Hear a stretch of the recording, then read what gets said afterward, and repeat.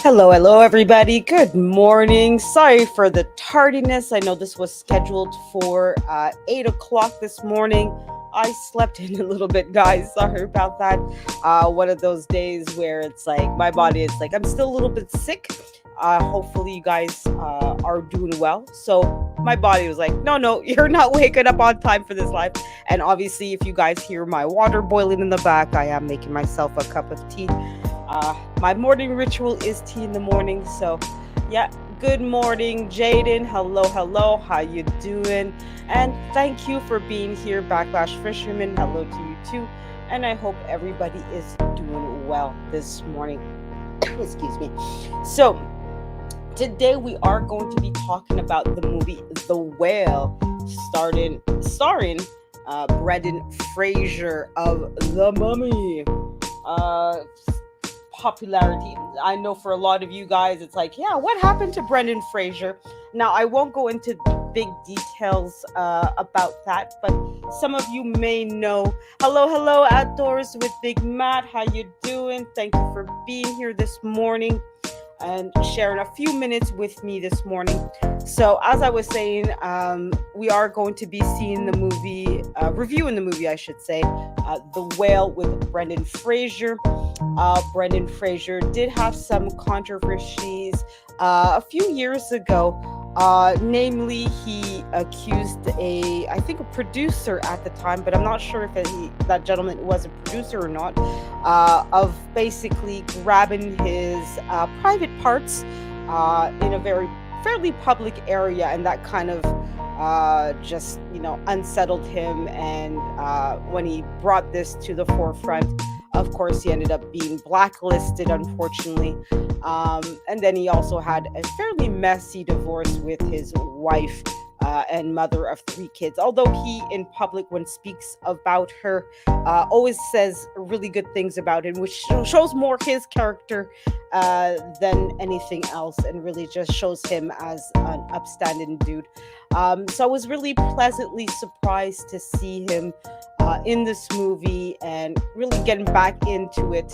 And obviously, he looks very different in this movie than he does in most of his other movies. Because, of course, like most people, I remember him from The Mummy and George of the Jungle and Journey to the Center of the Earth, where he was, very young and muscly and, half naked in George of the Jungle and all that. So in this movie, he's very much not that person. So just give me half a second. I do see that my boiling water, sorry for the background noise, guys, has stopped. So I'm just going to pour some hot water and get my tea going. So I'll be right back, guys. Give me 30 seconds.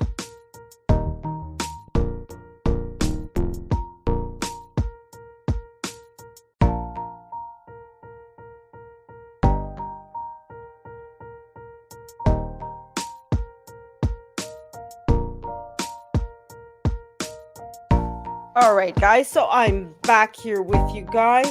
So we're going to get into reviewing the movie The Whale. So I'm just going to get my notes out. As you guys know, I try to prepare myself as best as I can before doing a live. So I did take some notes of the movie and my review of it and etc.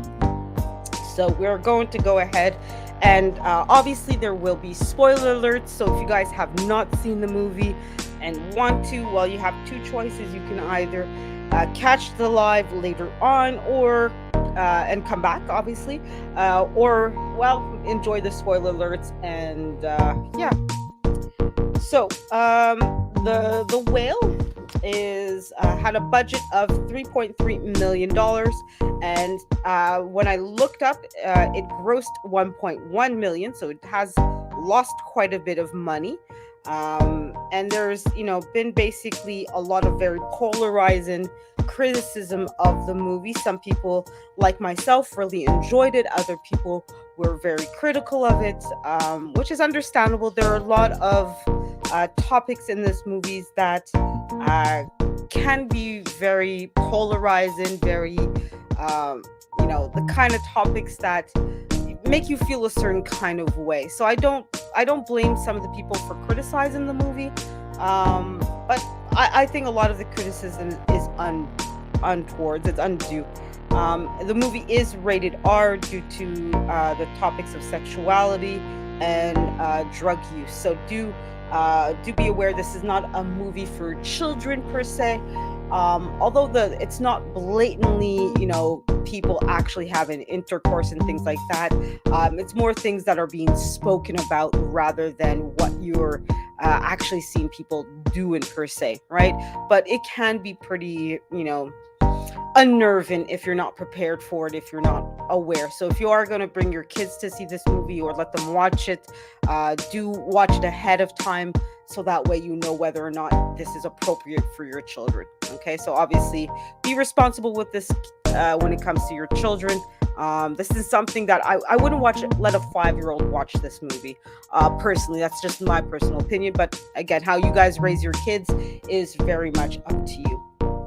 So anyways, so in the movie we follow Charlie, who is played by Brendan Fraser, who's an overweight recluse who is essentially eating himself to death. At the beginning of the movie, you see that Charlie is, let's put it to making himself happy, okay, which leads to him having a cardiac incident. At the same moment, somebody's knocking at his door, Thomas, and he basically lets himself in after Charlie says, please come in, come in. I guess in that moment, maybe Charlie thinks it's somebody else. So then Charlie, it's clear that to Thomas that, well, Charlie's been self-pleasuring, that Charlie is not exactly a small boy and that he might be having some issues and is trying to convince him to go to the hospital because, clearly you're having medical incidents or something's going on that you might need some kind of intervention here. But Charlie just has him read the story and to bring him his cell phone so he can call his nurse, and who is Liz. I don't know the names of the actual actors that play Thomas and Liz. But yeah, so he calls Liz, who is his nurse, who comes in and basically gives him the bad news that, yeah, you just had a cardiac incident and it really would be a good idea if you went to the hospital. But he doesn't want to go. Obviously, Thomas is there basically because he's trying to convince Charlie to join his church. It is technically not the Jehovah's Witness, but it's very much a Jehovah's Witness-like kind of church. So basically, throughout the rest of the movie, you see Charlie basically as a teacher who does classes online. And of course, for him, that's a really good thing because he can stay at home. He always has an excuse that his camera, my camera doesn't work, and I can't really show myself today. Sorry, guys, my camera still doesn't work, etc. But you can tell that he's very passionate about helping his students and really giving them, good criticism to build themselves up and really become better writers, etc. But towards as the movie goes on, you see that he is in this position basically because at one point you find out that he divorced his wife and mother of his child and left both of them because he had an affair with a student. Now, what you find out in the movie is that this student is a male student and not, underage. So it wasn't a pedophile thing kind of stuff. It was really an older of age adult, basically.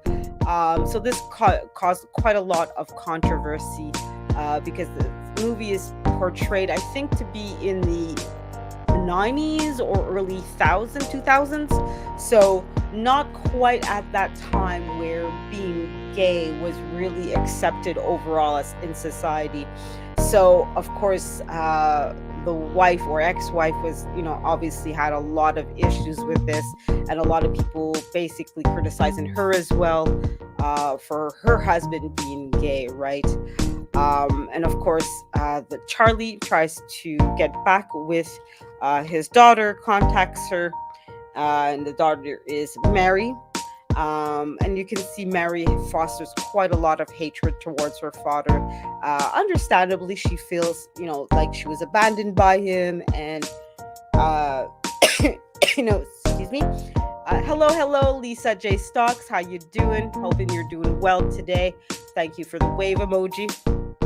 So Charlie is trying to reconnect with his daughter, despite the mother telling him that he really shouldn't, despite Liz, his nurse, no, that's not a really good idea, etc., etc.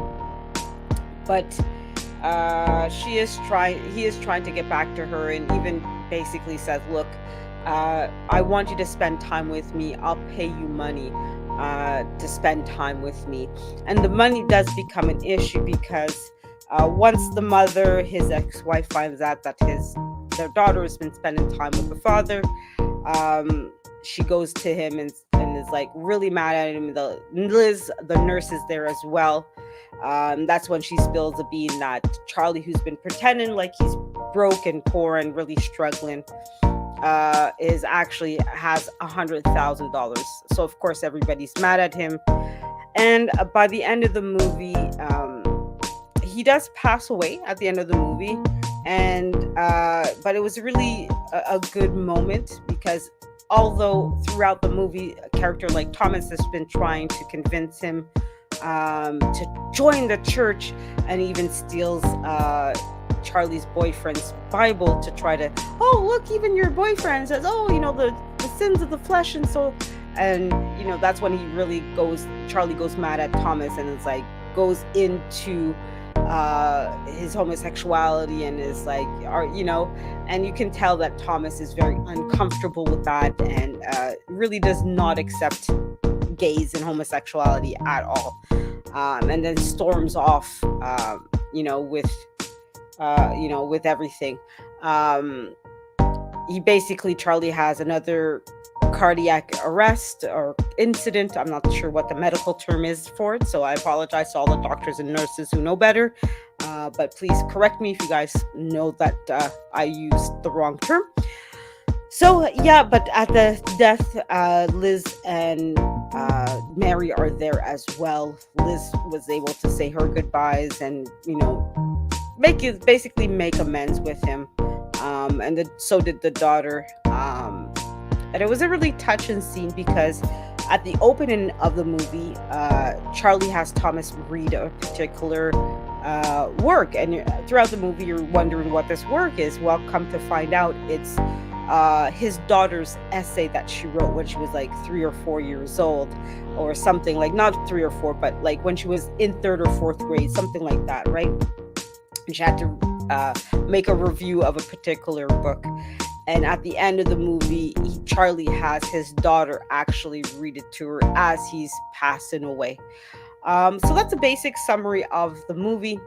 So hopefully it wasn't too much of a spoiler for you guys, but I imagine at this point, this movie's been out for 3-4 months. I think it's no longer in theaters anymore, but if it is, I do encourage you guys to go see the movie. But I think it's something that you can now rent on YouTube or whatever streaming service you can find it on, etc. So yeah, as far as the reviews are, as I mentioned, it was pretty controversial.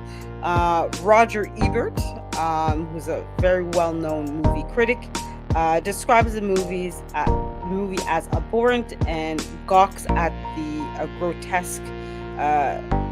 grotesquerie of the movie, and it is a typical movie for the director, who the director also made Requiem of a Dream, The Wrestler, Mother, and a couple other movies as well. But it's pretty much typical of those movies where you're kind of, well, actually, let me change that.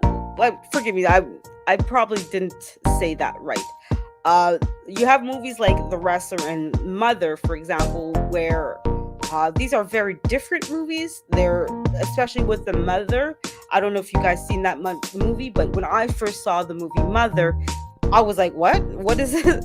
And I had to like read movie reviews to find out that the movie Mother is about God and Mother Earth and the life cycle of her having to create life and be destroyed and rebirth and all that. And apparently there's 6 cycles of life extinction on Earth, while as this movie is pretty much of a generic, typical, you've seen this movie already 20 times, just presented slightly differently. So let's get into this movie a little bit and give you guys my thoughts. So although I do agree with Ebert's idea that this movie is pretty much very predictable, right? It's nothing, oh my god, I didn't see that coming. And it's like you saw all the punches. You could tell how the fights were gonna happen and everything. But I think for this kind of movie, you kind of needed that. You needed a typical stuff to happen, right? Because if sometimes in this movie you are talking about homosexuality and obesity, because in this movie Brendan Fraser's character Charlie is well over 600 pounds, right?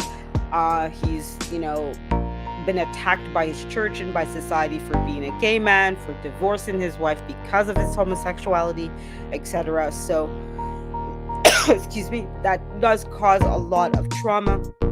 And it doesn't help that his the boyfriend did pass away, making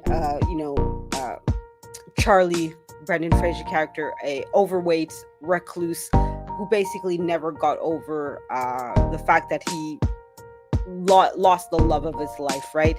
So it was a very traumatic, and he basically just shut himself in and just basically, like I said, ate himself to death essentially.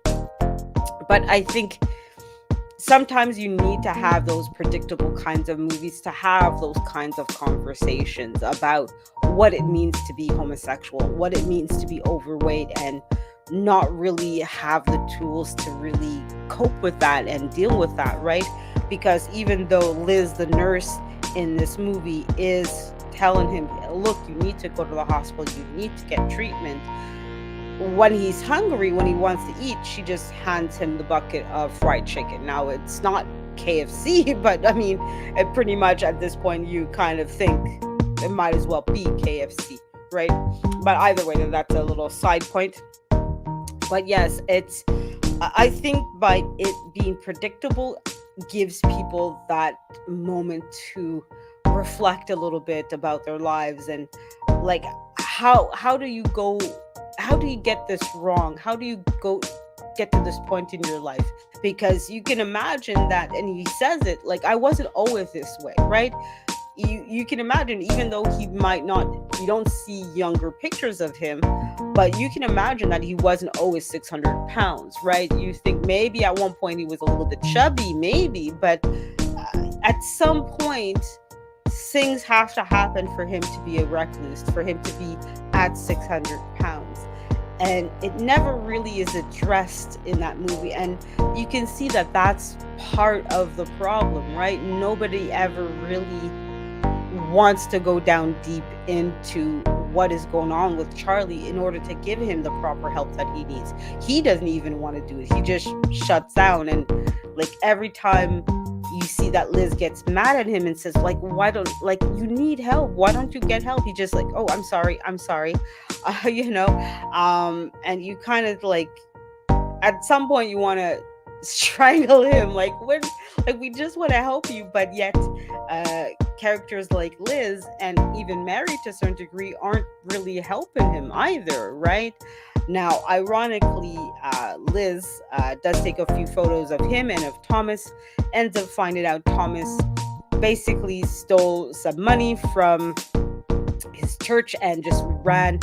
And by taking the photos, she kind of investigated, I guess maybe to try to get him in trouble with the law or with his family or the church or whatever. But they ended up, saying, oh, we forgive you, it's just money, come back. And at the end, when Thomas fails to convert Charlie to his church, he like just almost wants to call him the F word, and not the Fuck one, but the other F word, because you can see that for uh, Thomas, for example, that's the other issues that you can see that he's very much bigoted against Charlie because of his sexuality, right? And although for most of the movie, he presented a very nice and sweet and almost innocent character, and he's not ever going to do anything wrong. He's always this perfect person, right? But at the end of the movie, you see that no, he doesn't like gay people a whole lot, right?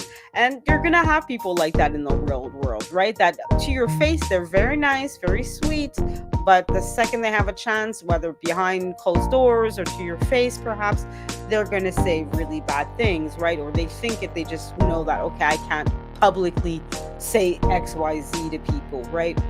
But I think it's a good thing that like you have these characters that are out there trying to be, and as opposed to Liz, right, who's overtly very mean, very rude, very disrespectful, clearly hates her father and has no shame in showing it to her.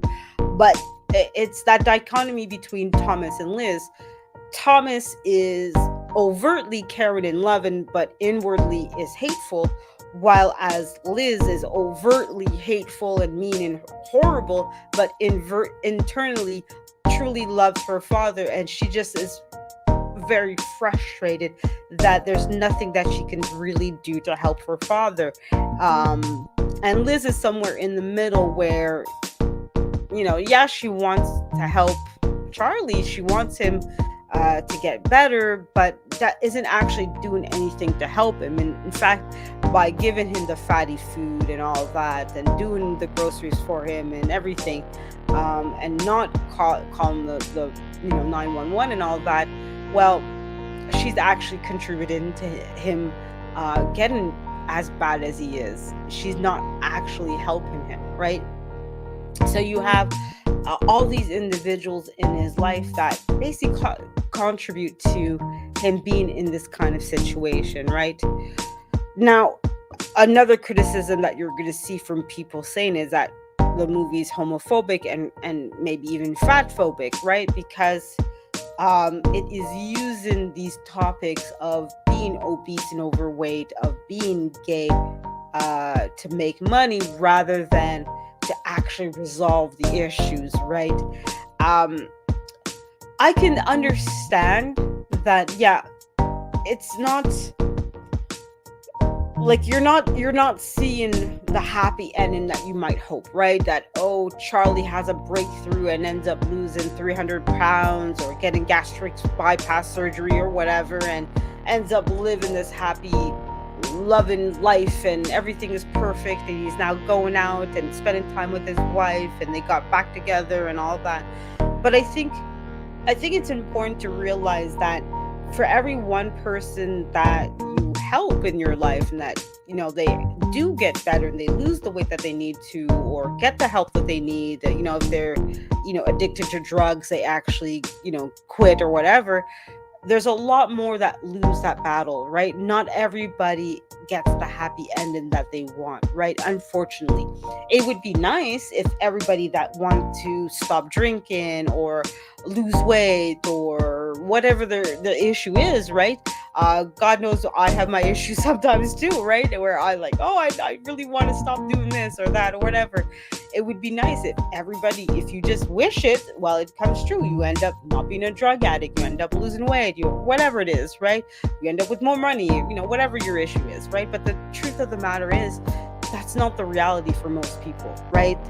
Most of us, if you're overweight, chances are you're going to be overweight for the rest of your life. Now, it's not to say you can't lose weight or don't want to, but chances are you're going to have a few extra pounds, That's right, Lisa. We all have our vices regardless, right? So we can't, we can't fix everything, right? So there's certain things that, yes, you can at the very least diminish, right? Maybe smoke less, drink a little bit less, maybe lose 10 pounds, something, right?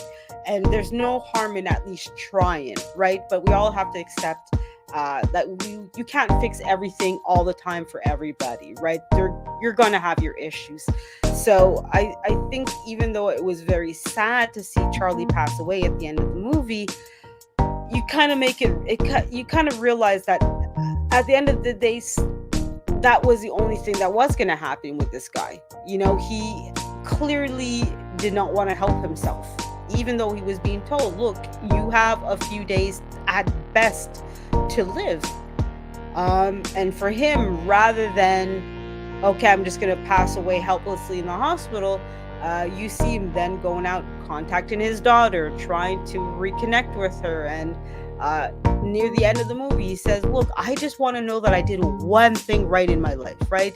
He divorced his wife, sexuality is being questioned, and blah, blah, blah, right? So he's been told for the past few years, everything about his life is wrong, wrong, wrong, wrong. You have the wrong sexuality, the wrong relationship with the wrong people, everything about. So he just like, I just want to know that at least with my daughter, I did something right with her, right? And a lot of parents will think that too. I just want to make sure that I at least got my kid right. At least my kid turned out okay, And he clearly, when it's discovered that he actually has a lot of money, Liz gets mad because she at one point was like, look, I walked in a snowstorm because my car broke down to get you groceries, and you said nothing. Well, I would have, no, like, Charlie never helped, right? And he makes it clear, like, look, this money is for my daughter. She's my priority. Because, like I said, it's like, no, I don't want anything else other than to know that she's good, that everything is good with her, right? Now, I don't know if, although this is very admirable, I don't know if given, I think she's 16, 17 in the movie, her character at least, I don't know if given a 16, 17-year-old $100,000 is a good idea. I don't even see giving $100K to a 30-year-old as a good thing sometimes, because some people, the way they handle money is, maybe not the best things, right? But it is his money, and he has a right to leave it to whoever he wants. So if he wants to leave it to his daughter, that's his right to do so. But you can kind of see in this movie that Charlie is a bucket full of bad decisions, one after the other.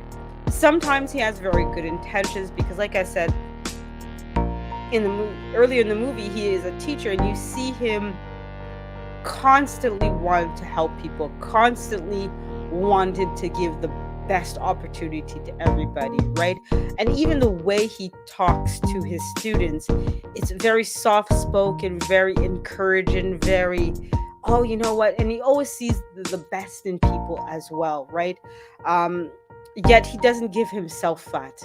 And like, that's what was so touching to me in this movie. And that's really, and to be honest, what made me cry at a couple points, where you see him giving his best to everybody else but himself. And he's the one that needs it the most.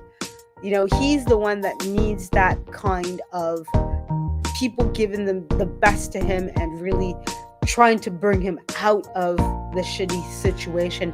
And he never really gets that. Not from his ex-wife, not from his nurse Liz, not even Thomas, who's like this religious, righteous person that like, oh, God will forgive you. And it's like, you just have to accept the church and blah, blah, blah. And it's like, even him, it's like, all these people never really give the best to him. Really, never really give him the best opportunity to get out of himself and really work towards a better version of themselves, right?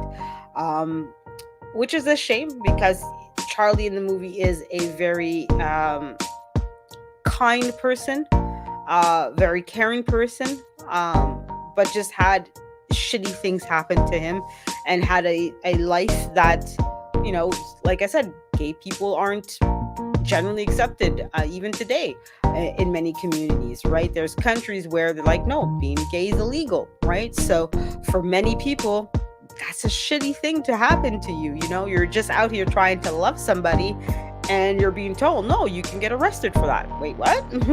I can be what for that? Really? But so I think the anti-gay,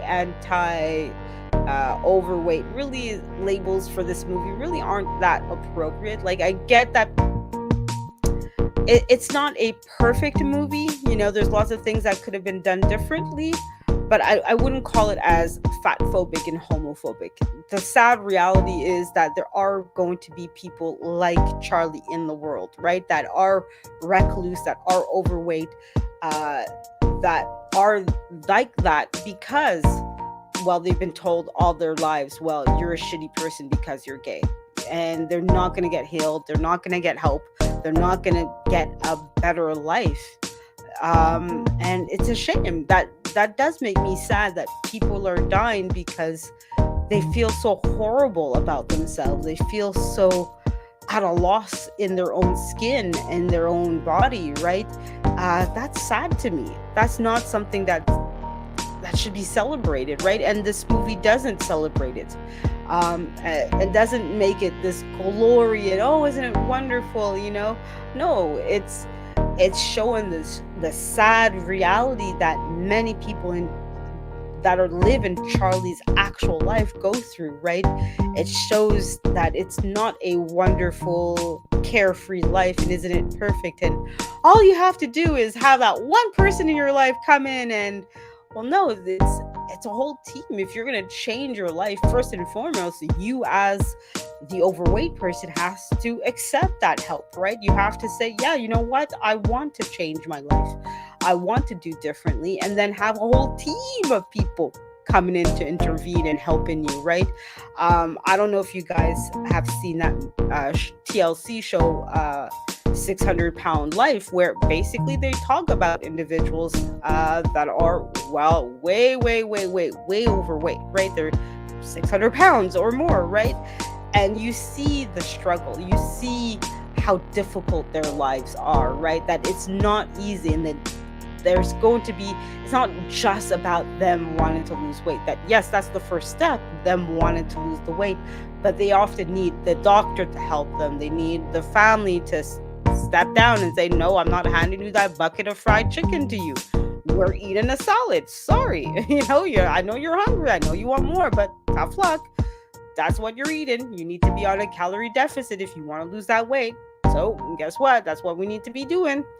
You need that person to push you. Hey, let's go to the gym, or let's just get up and walk a little bit, right? It's a whole life that you have to change. And it's not just your own when you're wanting to lose that amount of weight. It's the people around you. And sometimes that might mean you leaving people or people leaving you in order to get the life that you need, right? Unfortunately. So exactly. Stop enabling. Exactly. Spot on, Lisa. Exactly. And it's a whole life that has to, it's not just you.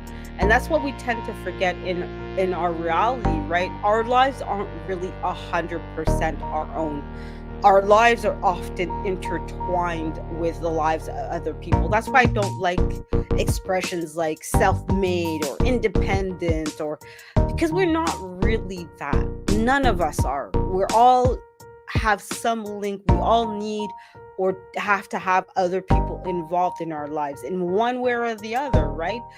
When I take the bus, well, that bus system wasn't built on me and me alone. Well, no, there's hundreds and hundreds of people that are working every day in the public transportation to make sure that when I step out and go to a particular bus stop to get to work, that the bus is there and it's on time and that it gets me to and from wherever I need to go that day, right? Same thing with the roads. The roads themselves, they need to be built, right? People have to spend time, money, and energy to build the road, make sure that they're maintained, etc., right? Nobody is insular in this world.